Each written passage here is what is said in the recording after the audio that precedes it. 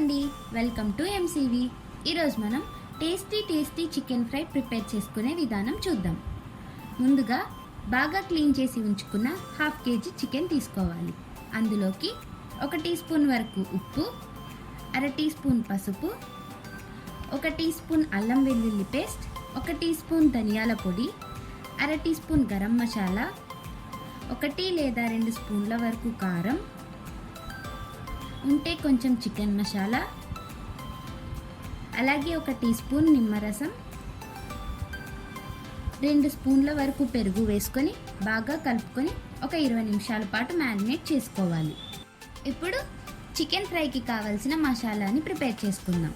దానికి కావలసినవి 2 స్పూన్ల ధనియాలు, 4 లేదా 5 లవంగాలు, 1 చెక్క, 4 నుంచి 5 జీడిపప్పులు, 5 లేదా 10 మిరియాలు, 2 ఇలాచీ వేసుకొని బాగా గ్రైండ్ చేసి పొడి చేసి పక్కన పెట్టుకోవాలి.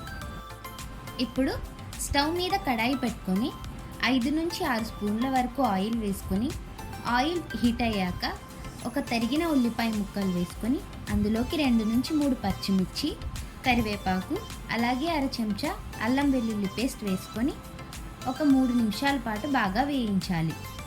అలా వేయించిన తర్వాత ముందుగా మనం మ్యారినేట్ చేసి ఉంచుకున్న చికెన్ అందులో వేయాలి.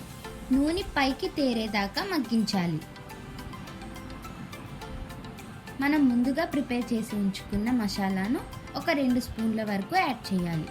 అలా యాడ్ చేసిన తర్వాత అంతటినీ బాగా కలిపి ఒక 3 నుంచి 5 నిమిషాల వరకు ఇంకొకసారి మగ్గించి స్టవ్ పై నుంచి దించుకోవాలి.